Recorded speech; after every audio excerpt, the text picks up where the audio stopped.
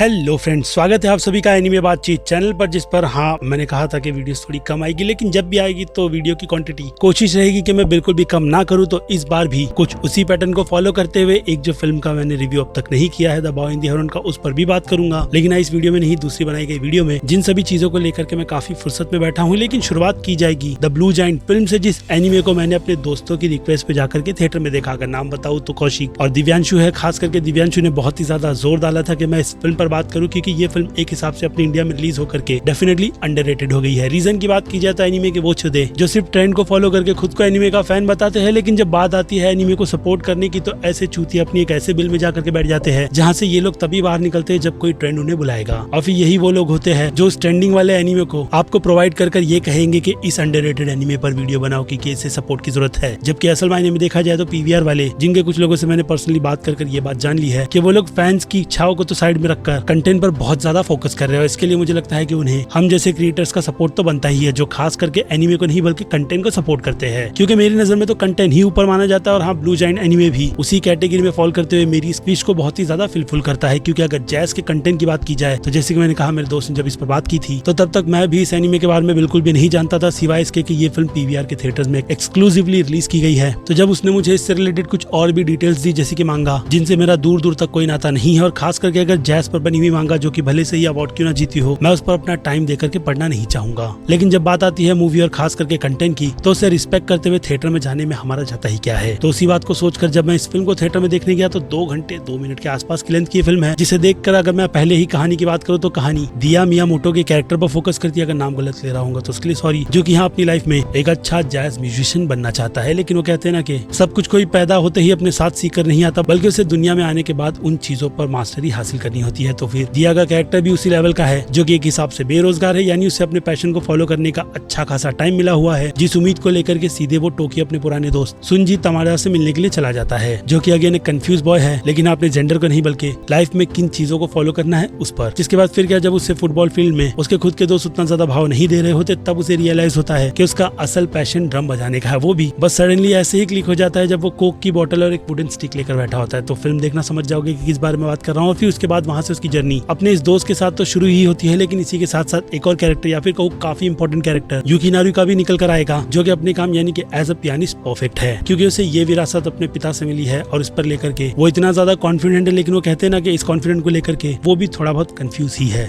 क्यों? तो वो सारा मजा आपको फिल्म देखकर ही मिलेगा, जिन सब में अब इनकी पूरी टीम पहले परफॉर्म करेगी, लोग उन्हें क्रिटिसाइज करेंगे, लेकिन अपनी उन्हीं गलतियों से सीखते हुए ये लोग खुद को कितना ज्यादा अपग्रेड करेंगे और आगे जाकर के कॉन्टेस्ट और जैज की पूरी फीलिंग के साथ क्या ये फिल्म जितना ट्रेलर यानी कि इसके टीजर में हमें थोड़ा बहुत जो टीज कर बताती है, क्या फिल्म उसकी पूरी लेंथ 2 घंटे 2 मिनट के आसपास की जस्टिफाई करती भी है या नहीं, वो भी एक एनीमे के फॉर्म में, जिस जैज की म्यूजिक पर मैं पहले ऐसे ही नाचा था, आई थिंक काउबॉय बिबो पर, जिसका इंट्रो आज भी आपको या फिर कहूँ फैंस को मजबूर कर देता है कि आप उस अमेजिंग से जैज के इंट्रो को सुनो। बाकी पूरे फ्लेवर को लेकर के तो उस एनीमे ने अपना एक अलग ही समा माना था, जिसकी बैंड या फिर कहूँ माँ बहन एक करने की जिम्मेदारी नेटफ्लिक्स ने लाइव एक्शन बना करके उठा ली थी। बाकी आई डोंट नो कि एनीमे के कितने वॉल्यूम को कवर करके ये फिल्म बताती है, लेकिन फिर भी इस फिल्म ने एक उम्मीद पर जो अपने पूरे कॉन्सेप्ट को बना करके हमें दिया है, और ना कभी ना हार मानना, इसके अलावा दुख दर्द पीड़ा वाली सिचुएशन भी आपको इस फिल्म में देखने के लिए मिल जाएगी। देखोगे समझ जाओगे, जिन चीजों को देखने के साथ साथ थिएटर में बैठ करके फील करना होता है, जो कि मेरे लिए थिएटर पूरा की पूरा खाली था। क्योंकि जैसे कि मैंने कहा, इस फिल्म को सपोर्ट करने के लिए गिने चुने लोग ही आए थे, जिन्हें असल मायने में म्यूजिक के साथ साथ एनीमे का भी टेस्ट है कि उन्हें थिएटर में आकर के ऐसी फिल्मों को सपोर्ट नहीं बल्कि अच्छा खासा रिस्पॉन्स भी देना है। तो उन लोगों की तरफ से कुछ वैसा ही रिस्पॉन्स मिला था, जिनसे बात कर मैं भी थोड़ा बहुत सेटिस्फाई हो गया। क्योंकि मेरी ही तरह वो लोग एनीमे को सपोर्ट करने आए थे, जिनमें से ज्यादातर तो लोगों को ये नहीं पता था कि ब्लू जायंट का कंटेंट असल में मांगा की कितनी ज्यादा, वो कहते हैं ना कि ऑनेस्ट अडेप्टेशन है। बाकी डायरेक्टर की बात की जाए तो यूजुरो, जिन्होंने मॉब साइको 100 बनाई है, तो ये नाम भी मेरे लिए काफी था, जिनके नाम के ही चलते मैं इस कंटेंट को थिएटर में देखने के लिए चला गया। ऊपर से दोस्त ने तो प्रेशर किया ही था, जिसे देखने के बाद अब फिर क्या ज्यादा कुछ रिसर्च करने जैसी चीजें थी नहीं। क्योंकि ये फिल्म जैसे कि मैंने कहा, आपको देखने के साथ साथ फील जो चीजें करवाएगी, वो मेरे लिए इतना ज्यादा लाइट हार्टेड था कि इसके म्यूजिक को सुनकर, आई मीन इसके जैज की म्यूजिक को सुनकर मुझे मेरे कानों में एक अलग ही सुकून मिल रहा था। जिन चीजों पर अगर एक अच्छी खासी स्टोरी हो, वो भी आपको विप्लैश की दुनिया में ले जाए तो फिर, लेकिन उस लेवल पर नहीं, लेकिन बात तो अलग होती ही है। इसलिए मेरी तरफ से तो आपको ये जेम हाईली रिकमेंड रहेगा कि आप इसे जाकर के थिएटर में देखो, बिल्कुल भी डिसअपॉइंट नहीं होगे। लेकिन हाँ, ट्रेलर में कहीं कहीं पर जो मैंने इसके 3D वाले एलिमेंट को देखा था, वो फिल्म में इतना ज्यादा ऑफ बीट था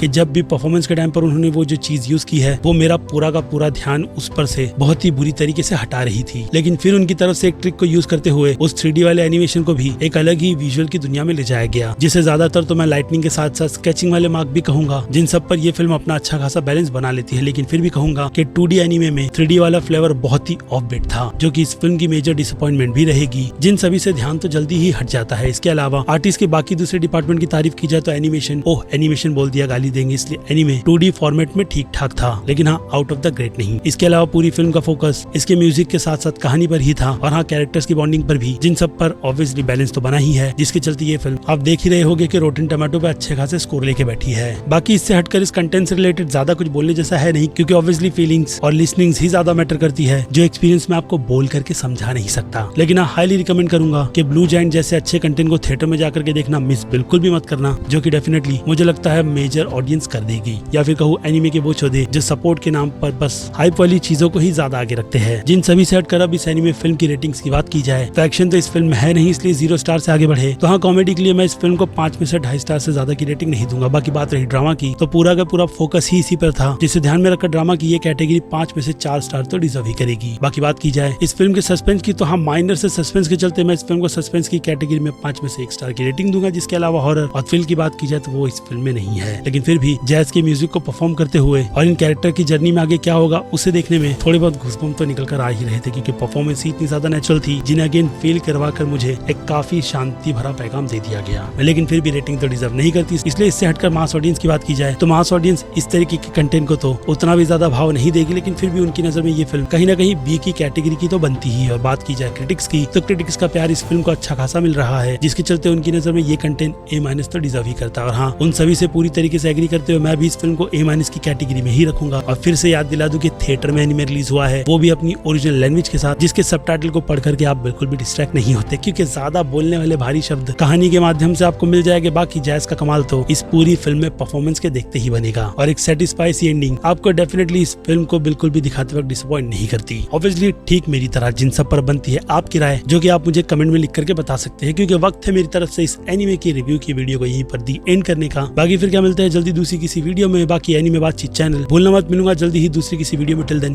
बाय।